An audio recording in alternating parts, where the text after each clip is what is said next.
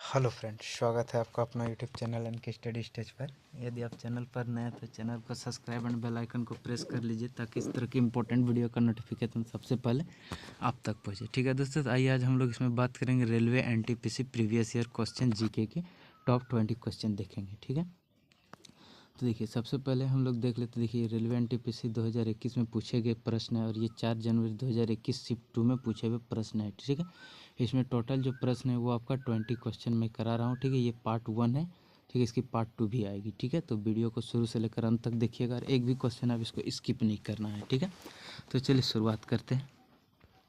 ठीक है, तो देखिए सबसे पहला क्वेश्चन है, क्वेश्चन नंबर फर्स्ट दिया है कि यूनिसेफ का मुख्यालय कहाँ स्थित है। ठीक है, तो देखिए आपका ऑप्शन अगर देखिएगा तो पहला है वाशिंगटन डीसी, ऑप्शन बी है पेरिस, ऑप्शन सी है ज्यूरिक और ऑप्शन डी है न्यूयॉर्क। ठीक है, अगर हम इसका राइट आंसर की बात करें तो यूनिसेफ का जो मुख्यालय है ये आपका कहाँ है, तो ये आपका ऑप्शन नंबर डी सही हो जाएगा, न्यूयॉर्क में है। ठीक है, कहाँ है तो न्यूयॉर्क में है। और इसकी स्थापना कब की गई थी, तो इसकी स्थापना जो की गई थी ये 1946 में की गई है। ठीक है, इसमें टोटल देश कितने हैं, तो टोटल 150 से ज़्यादा देश इसमें सम्मिलित है। ठीक है, चलिए अब हम लोग प्रश्न संख्या 2 की बात कर लेते हैं। तो देखिए प्रश्न संख्या 2 जो है ये दिया गया कि दूसरी वंदे भारत एक्सप्रेस खाली स्थान के बीच चल रही है। दूसरी वंदे भारत ट्रेन जो है ये कहाँ से कहाँ के बीच चल रही है, तो अगर प्रश्न अगर देखें ऑप्शन ए तो दिया है नई दिल्ली से लखनऊ, ऑप्शन बी है नई दिल्ली से कटरा, ऑप्शन सी है नई दिल्ली से मुंबई, ऑप्शन डी है नई दिल्ली से कानपुर। ठीक है, अगर इसका राइट आंसर की बात करें तो ऑप्शन नंबर बी इसका राइट आंसर हो जाएगा, नई दिल्ली से कटरा। ठीक है,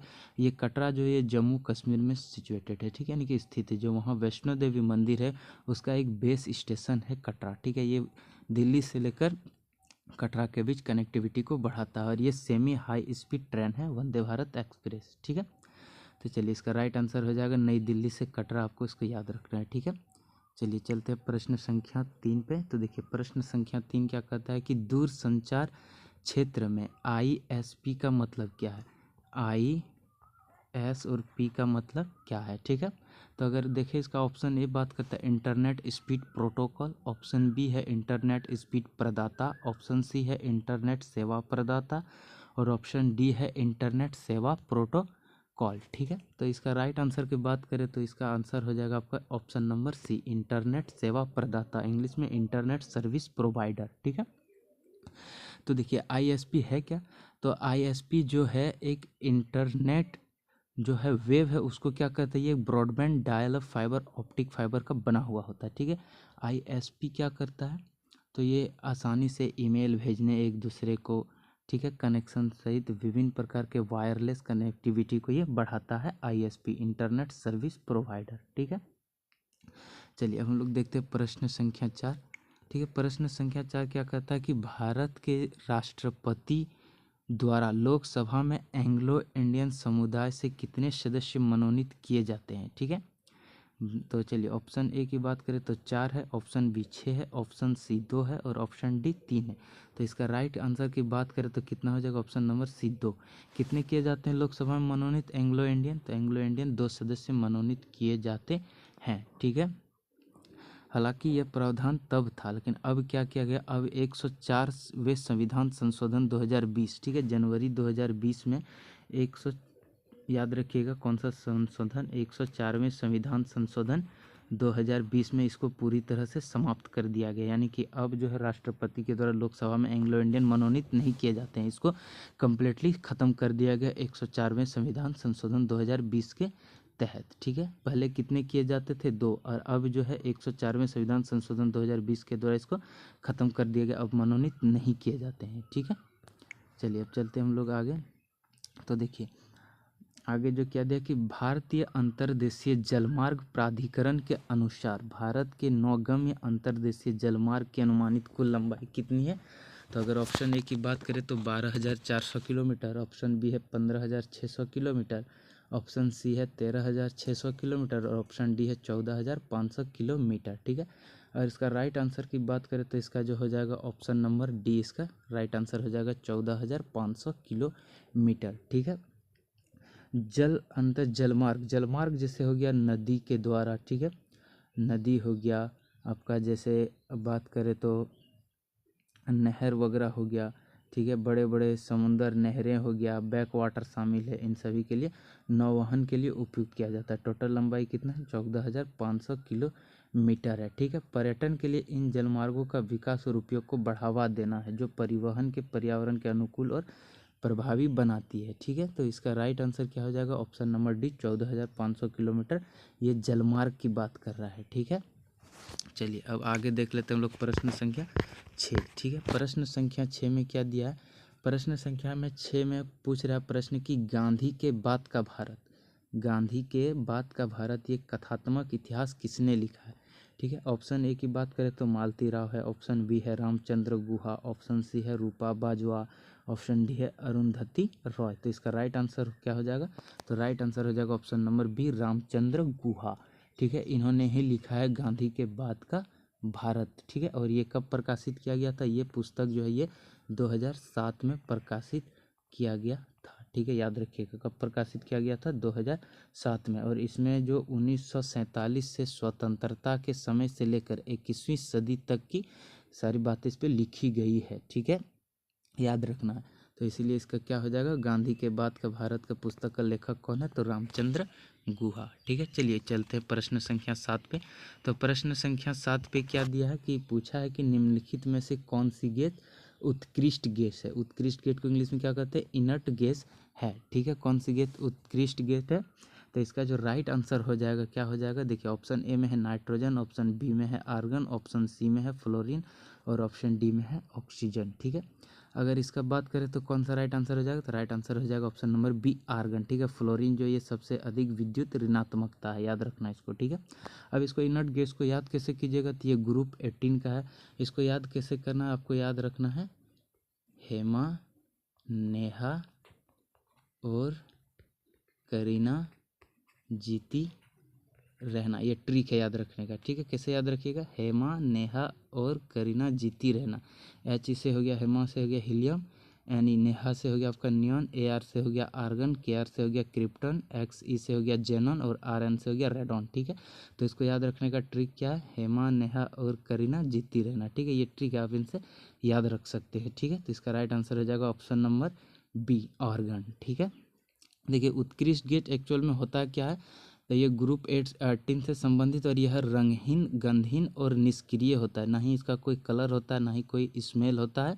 और ये क्या है? एक निष्क्रिय गैस है, जिसका अर्थ क्या है कि यह मानक परिस्थितियों में अन्य तत्वों से क्या होता है? आसानी से प्रतिक्रिया नहीं करता है, ठीक है। तो ये आपको याद रखना है, इनर्ट गैस उत्कृष्ट गैस, ठीक है। चलिए अब चलते हैं प्रश्न संख्या 8 पे। प्रश्न संख्या 8 क्या कहता है कि भारत में पहली यात्री रेलगाड़ी कब चलाई गई थी, ठीक है। भारत में पहली यात्री रेलगाड़ी कब चलाई गई थी? तो ऑप्शन है 1857 में, ऑप्शन बी है 1854 में, ऑप्शन सी है 1853 में और ऑप्शन डी है 1856 में। तो ये कब चलाया गया था? याद रखना है। इसका राइट आंसर हो जाएगा ऑप्शन नंबर सी, 1853। अगर पूरा एग्जैक्ट डेट की बात करें तो यह 16 अप्रैल 1853 को चलाई गई थी, ठीक है। 16 अप्रैल 1853 को चलाई गई तो टोटल 400 यात्री को लेकर पहली बार ये सफ़र की थी, ठीक है। कितना? 400 यात्री लेकर। और कितने किलोमीटर डिस्टेंस चला था? अगर डिस्टेंस की बात करें तो ये टोटल 34 किलोमीटर का यात्रा तय की थी। और कहाँ से कहाँ तक? तो ये मुंबई से ठाणे के बीच चली थी, ठीक है। याद रखिएगा मुंबई से ठाणे के बीच पहली बार रेल चलाई गई थी, 34 किलोमीटर और 400 यात्री को लेकर चला था। 16 अप्रैल 1853 ईस्वी में चलाई गई थी। और किसके समय चलाई गई थी? अगर बात करें किसके समय चलाई गई थी तो याद रखिएगा लॉर्ड डलहौजी के समय पहली बार चला गया था। किसके समय? लॉर्ड डलहौजी के समय, ठीक है। लॉर्ड डलहौजी के समय, उस समय यही गवर्नर जनरल थे लॉर्ड डलहौजी, ठीक है। लॉर्ड डलहौजी के समय ही पहली बार रेल चलाई गई थी। इसी के समय पहली बार भारत में जो है आपका पोस्ट ऑफिस वगैरह जो है डाक विभाग, उसका स्थापना किया गया था। और Lord Dalhousie doctrine of lapse यानी कि राज्य हड़प नीति के लिए जाने जाते हैं, ठीक है। ये क्वेश्चन अक्सर एग्जाम में पूछा जाता है कि राज्य हड़प नीति किसने लाया था? तो लॉर्ड डलहौजी, जो जबरदस्ती राज्य को मिला लेता था, ठीक है। तो याद रखना कब चलाए गए थे? तो 1853 में, ठीक है। तो चलिए अब देखते हैं प्रश्न संख्या 9। प्रश्न संख्या 9 क्या कहता है कि 2011 की जनगणना के अनुसार भारत का लिंगानुपात क्या थी, ठीक है। अभी 2011 के जनगणना के अनुसार ही पूछा जाए, क्योंकि अभी जनगणना हाल फिलहाल हुई नहीं है, तो इसलिए 2011 का ही पूछा जाएगा। तो ये पूछा हुआ ही क्वेश्चन है, ठीक है, याद रखिएगा। तो कितना था 2011 की जनगणना के अनुसार? ऑप्शन ए है 930, ऑप्शन बी है 960, ऑप्शन सी है 943, ऑप्शन डी है 925। तो इसका राइट आंसर हो जाएगा ऑप्शन नंबर सी 943। ठीक है, कितना लिंगानुपात था? 943, यानी कि प्रति 1000 पुरुषों पे 943 महिलाएं, याद रखना है। ठीक है, 1000 पुरुषों पे 943 महिलाएं, याद रखना। 2011 के जनगणना के अनुसार टोटल कितना था? 943। ठीक है, चलिए अब आगे चलते हैं। तो देखिए अब क्या कहता है, प्रश्न संख्या 10 कहता है कि दिल्ली की जामा मस्जिद का निर्माण किस वर्ष पूरा किया हो गया था? ठीक है, तो दिल्ली का जो जामा मस्जिद है ये किस वर्ष कंप्लीट किया गया था? तो देखिए इसका जो ऑप्शन है वो है ऑप्शन है 1652 ईस्वी, 1656 ईस्वी, 1655 ईस्वी या 1653 ईस्वी। तो अगर इसका राइट आंसर की बात करें तो हो जाएगा इसका राइट आंसर 1656 ईस्वी में कंप्लीट किया गया था दिल्ली का जामा मस्जिद। और ये किस शासक ने बनवाया था? तो ये मुगल शासक किसने बनवाया था? शाहजहां ने, याद रखना किसने बनवाया था? तो शाहजहां ने बनवाया था। कौन मुगल शासक था उस समय? तो मुगल शासक शाहजहां ने दिल्ली की जामा मस्जिद को बनवाया था, आपको याद रखना है। 1656 ईस्वी में बनवाया गया था। ठीक है, यह मस्जिद जो है भारत की सबसे बड़ी और सबसे प्रसिद्ध मस्जिदों में से एक था। ठीक है, याद रखना किसने बनवाया है? तो शाहजहां ने बनवाया था। कब? 1656 ईस्वी में कंप्लीट किया गया था। ठीक है, चलिए अब चलते हैं हम लोग प्रश्न संख्या 11। प्रश्न संख्या 11 क्या कहता है कि ब्लूटूथ का आविष्कार किसने किया है? तो ब्लूटूथ का जो आविष्कार है वो किसने किया है? तो ऑप्शन ए है चार्ल्स सिमोनी, ऑप्शन बी है बिल गेट्स, ऑप्शन सी है जॉफ हार्टसन, ऑप्शन डी है पॉल एलन। तो इसका राइट आंसर हो जाएगा option number C Jeff Hartson. Bluetooth क्या है? ब्लूटूथ एक वायरलेस कनेक्टिविटी होता है। ठीक है, वायरलेस कनेक्शन को ये बढ़ावा देता है। हार्टसन कब बनाया गया था? तो ये लगभग 1990 के दशक में इसको बनाया गया था। ठीक है, 1990 के दशक में जॉफ हार्टसन के द्वारा इसका आविष्कार किया गया था 1990 के दशक में। आपको इतना याद रखना है, जो एक वायरलेस कनेक्टिविटी को बढ़ावा देता है। ठीक है, चलिए अब चलते हैं प्रश्न संख्या 12 की ओर। तो देखिए प्रश्न संख्या 12 क्या कहता है कि निःशुल्क एवं अनिवार्य शिक्षा का अधिकार, ठीक है, निःशुल्क एवं अनिवार्य शिक्षा का अधिकार अधिनियम संसद द्वारा किस वर्ष पारित किया गया था? ठीक है, ऑप्शन ए है 2006, ऑप्शन बी है 2009, ऑप्शन डी है 2010, ऑप्शन जाके आपका डी कितना है 2011। ठीक है, तो ये किस वर्ष पारित किया गया था? इसका राइट आंसर हो जाएगा ऑप्शन बी 2009। 2009 पे इसको पारित किया गया था और 2010 पे इसको कम्प्लीटली लागू किया गया था। याद रखिए 2010 में लागू हुआ था और 2009 में इस बिल को पारित किया गया था। निःशुल्क एवं अनिवार्य शिक्षा, जिसको बोलते हैं राइट टू एजुकेशन। और राइट टू एजुकेशन किस आर्टिकल में दिया है? तो याद रखिएगा जो निःशुल्क एवं अनिवार्य शिक्षा है यह किस आर्टिकल में? तो याद रखिएगा 21A में दिया गया है शिक्षा का अधिकार। ठीक है, शिक्षा का अधिकार 21A में दिया गया है। और ये कब दिया गया था? तो ये 86वें संविधान संशोधन, याद रखिएगा किस संविधान के संशोधन के तहत जोड़ा गया था? तो 86वें संविधान संशोधन 2002 पे इसको जोड़ा गया था। ठीक है, 86वें संविधान संशोधन 2002 में जोड़ा गया राइट टू एजुकेशन, शिक्षा का अधिकार जोड़ा गया था। ठीक है, और 2009 पे बिल पास किया गया था और 2010 में इसको कम्प्लीटली लागू किया गया था। ठीक है, तो इतनी जानकारी इसके बारे में आपको याद रखनी है। ठीक है, किस संविधान संशोधन के तहत जोड़ा गया था, कब संसद से इसको पारित किया गया था और कब इसको लागू किया गया था, ये टोटल चीज़ आपको याद रखना और किस आर्टिकल पे है ये चीज़ आपको याद रखना है। ठीक है, चलिए अब चलते हैं प्रश्न संख्या 13। प्रश्न संख्या 13 क्या कहता है कि भारत में टाइगर प्रोजेक्ट कब शुरू किया गया था? भारत में टाइगर प्रोजेक्ट किस वर्ष शुरू किया गया था? तो ऑप्शन ए है 1970, ऑप्शन बी है 1973, ऑप्शन सी है 1975, ऑप्शन डी है 1980। तो इसका राइट आंसर हो जाएगा ऑप्शन नंबर बी 1973 ईस्वी में भारत में टाइगर प्रोजेक्ट बाघों का संरक्षण के लिए लाया गया था। और उस समय कौन प्रधानमंत्री? उस समय जो प्रधानमंत्री थे वो तत्कालीन प्रधानमंत्री इंदिरा गांधी के द्वारा इसको शुरुआत किया गया था। किसके समय में? तो इंदिरा गांधी जी के समय में इसको शुरुआत किया गया था। याद रखना है उस समय जो प्रधानमंत्री थे वो कौन थे? इंदिरा गांधी। इसी के समय में टाइगर प्रोजेक्ट चालू किया गया था 1973 ईस्वी में। ठीक है, और बाघों के संरक्षण के लिए किया गया था। ठीक है, चलिए अब चलते हम लोग प्रश्न संख्या 14 में। तो प्रश्न संख्या 14 क्या कहता है कि सांभर झील कहाँ स्थित है? ठीक है, सांभर झील कहाँ स्थित है? तो इसका राइट आंसर ऑप्शन अगर बात करें तो उत्तर प्रदेश, ऑप्शन बी है राजस्थान, ऑप्शन सी है गुजरात, ऑप्शन डी है मध्य प्रदेश। तो इसका राइट आंसर हो जाएगा option number B Rajasthan. Sambhar झील कहाँ है? राजस्थान है। मध्य प्रदेश को टाइगर स्टेट के नाम से जानते हैं, याद रखिएगा। मध्य प्रदेश को हम लोग किसके नाम से जानते हैं? तो टाइगर स्टेट के नाम से जानते हैं इसको। ठीक है, सांभर झील जो है यह भारत की सबसे बड़े खारे पानी की एक झील है। क्या है? सांभर झील खारे पानी की एक झील है जो राजस्थान में स्थित है। खारे पानी की एक लेगुन झील है, याद रखिएगा, ठीक है। खारे पानी की एक लेगुन झील है जो 230 वर्ग किलोमीटर के स्क्वायर में फैला है, और ये राजस्थान के जयपुर जिले में स्थित है। आपको यहाँ तक याद रखना है, ठीक है। जयपुर जिले में स्थित है, ठीक है, याद रखिएगा। जयपुर जो राजस्थान के जयपुर जिले में स्थित है, और ये खारे पानी की एक झील है।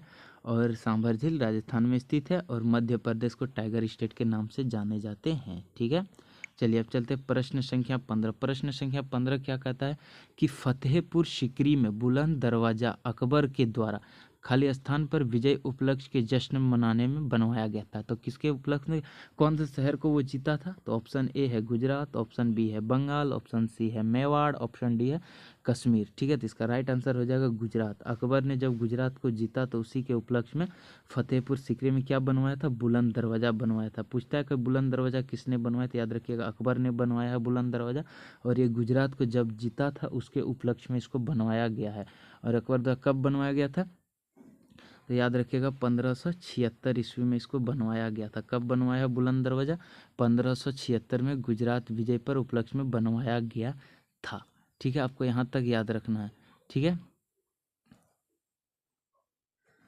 और ये 54 मीटर ऊंचे स्थानों पर स्थित है ये बुलंद दरवाजा। आपको इतना याद रखना है, 54 मीटर ऊंचाई पर स्थित है ये बुलंद दरवाजा, जो गुजरात विजय के उपलक्ष्य में अकबर द्वारा बनवाया गया था, ठीक है। चलिए अब चलते हैं, देखिए प्रश्न संख्या 16 क्या कहता है? प्रश्न संख्या 16 कहता है कि भारत में प्रथम प्रेसिडेंसी कहाँ स्थापित की गई थी? भारत में अंग्रेजों के द्वारा प्रथम प्रेसिडेंसी कहाँ स्थापित किया गया था? तो भारत में पहली बार, अगर ऑप्शन ए की बात करें तो सूरत, ऑप्शन बी है कोलकाता, ऑप्शन सी है मुंबई, ऑप्शन डी है गोवा। तो इसका राइट आंसर हो जाएगा सूरत। सूरत में कब स्थापित किया गया था? तो याद रखिएगा ये 1600 ईस्वी में अंग्रेजों द्वारा स्थापित किया गया था, 1600 ईस्वी में, ठीक है। 1600 ईस्वी में इसको स्थापित किया गया था। तो यह स्थापित किया गया था सूरत में 1600 ईस्वी में, ठीक है। उस समय सूरत जो एक व्यापारिक बंदरगाह हुआ करता था, पोर्ट हुआ करता था, ठीक है। और यहाँ से कई तरह के व्यापार किए जाते, जैसे मसाला हो गया, वस्त्र हो गया, और अन्य मूल्यवान वस्तुओं के व्यापार में इस बंदरगाह से इसको सुविधा होता था, इसलिए सूरत में इन्होंने 1600 ईस्वी में स्थापित किया था, ठीक है। चलिए चलते हैं प्रश्न संख्या 17 की ओर। तो देखिए प्रश्न संख्या 17 क्या कहता है कि भारतीय भूभाग का सबसे दक्षिणी छोर कौन सा है? भारतीय भूभाग का सबसे दक्षिणी छोर की बात करें तो कौन सा है? तो ऑप्शन ए है इंदिरा पॉइंट, ऑप्शन बी है कन्याकुमारी, ऑप्शन सी है किबुतू, और ऑप्शन डी है सरक्रिक। तो कहाँ क्या था? तो इसका राइट आंसर हो जाएगा option A Indira point. Indira point किया गया था, जो कहाँ है? तो ये निकोबार द्वीप समूह में है, याद रखिए कहाँ है? तो ये निकोबार द्वीप समूह में है, ठीक है। निकोबार द्वीप समूह में स्थित है इंदिरा पॉइंट, याद रखिएगा, ठीक है। कहाँ है? तो निकोबार द्वीप समूह में स्थित है, जो भारत का सबसे दक्षिणी छोर है, ठीक है। चलिए चलते प्रश्न संख्या 18। प्रश्न संख्या 18 क्या कहता है कि टैक्सोल किस पौधे से निकाला जाता है? जो टैक्सोल प्राप्त किया जाता है वो किस पौधे से निकाला जाता है? तो ऑप्शन ए है सनोबार, ऑप्शन बी है यू, ऑप्शन सी है चीड़, और ऑप्शन डी है नीम, ठीक है। इसको नीम नहीं, इसको नीम कर लीजिएगा, क्या है? नीम, ठीक है। ये नीम नहीं है, ठीक है, थोड़ा टाइपिंग एरर है तो याद रख लीजिएगा नीम, ठीक है। तो इसका राइट आंसर जो हो जाएगा आपका क्या हो जाएगा? U, option number B, U के पेड़ से निकाला जाता है। टैक्सोल क्या है? तो टैक्सोल एक शक्तिशाली कीमोथेरेपी दवा होता है। क्या होता है? शक्तिशाली कीमोथेरेपी दवा। मुख्य रूप से ये प्रशांत यू पेड़ की छाल से निकाला जाता है। यू पेड़ की जो छाल है उससे निकाला जाता है, जो कीमोथेरेपी का दवा होता है, ठीक है। टेक्सस जो होता है ये ब्रेविफोलिया के रूप में जाना जाता है, याद रखिए किसके रूप में? टेक्सस ब्रेविफोलिया के रूप में जाना जाता है, जो यू के पेड़ से निकाला जाता है, जो कीमोथेरेपी, किसके लिए? तो कीमोथेरेपी की दवा के लिए इसका उपयोग किया जाता है, याद रखिए कीमोथेरेपी के दवा के लिए इसका यूज किया जाता है, ठीक है। चलिए अब चलते प्रश्न संख्या हम लोग 19 की ओर। तो देखिए प्रश्न संख्या 19 क्या कहता है कि भारतीय रिजर्व बैंक की स्थापना कब हुई थी? ठीक है, भारतीय रिजर्व बैंक जो इसकी स्थापना कब हुई थी? देखिए भारतीय रिजर्व बैंक की स्थापना कब हुई थी? तो ऑप्शन है अप्रैल 1948, ऑप्शन बी है 1935, ऑप्शन सी है अप्रैल 1945, ऑप्शन डी है अप्रैल 1936। तो इसका राइट आंसर जो हो जाएगा वो हो जाएगा अप्रैल 1935। Option number B. कब स्थापित किया गया था? तो 1935 में स्थापित किया गया था RBI, reserve bank of India. 1 अप्रैल 1935 को स्थापित किया गया था, याद रखिएगा 1 अप्रैल 1935 को इसको स्थापित किया गया था। ठीक है, कब स्थापित किया गया था? 1 अप्रैल 1935। हालांकि इसका राष्ट्रीयकरण, नेशनलाइजेशन जो है ये 1949 में किया था। इसको भी याद रखिएगा कि इसका राष्ट्रीयकरण कब किया गया था, तो 1949 ईस्वी में इसका राष्ट्रीयकरण किया गया था। ठीक है, तो चलिए प्रश्न संख्या 20 देखते हैं, और ये अंतिम प्रश्न है। इसका पार्ट 2 बहुत जल्द आपको कल मिल जाएगा इसका वीडियो। ठीक है, तो चलिए प्रश्न संख्या 20 क्या कहता है कि विधवा को पुनर्विवाह की अनुमति देने के लिए, यानी कि विधवा पुनर्विवाह अधिनियम किस वर्ष पारित किया गया था? ठीक है, इसका ऑप्शन है 1858 ईस्वी, 1855 ईस्वी, 1856 ईस्वी और 1854 ईस्वी। तो किस वर्ष इसको पारित किया गया था? तो ये पारित किया गया 1856 ईस्वी में पारित किया गया था विधवा पुनर्विवाह अधिनियम। और ये इस समय कौन गवर्नर थे? तो याद रखिएगा कैनिंग थे। इस समय कौन थे? तो कैनिंग थे इस समय का गवर्नर। ठीक है, 1856 में कैनिंग ही थे उस समय का गवर्नर, जिन्होंने इसको पारित किया था। इसको अधिनियम बनाया गया था 1856 ईस्वी को। तो इसका राइट आंसर हो जाएगा 1856। ठीक है, ठीक है, क्लियर है। चलिए ये प्रश्न लास्ट था। मिलते हैं इसका नेक्स्ट पार्ट में, कल आपको इसको वीडियो मिल जाएगी। ठीक है, और हमारे टेलीग्राम चैनल को जरूर ज्वाइन कीजिए इसका PDF के लिए। थैंक यू दोस्तों, मिलते हैं नेक्स्ट वीडियो में। धन्यवाद।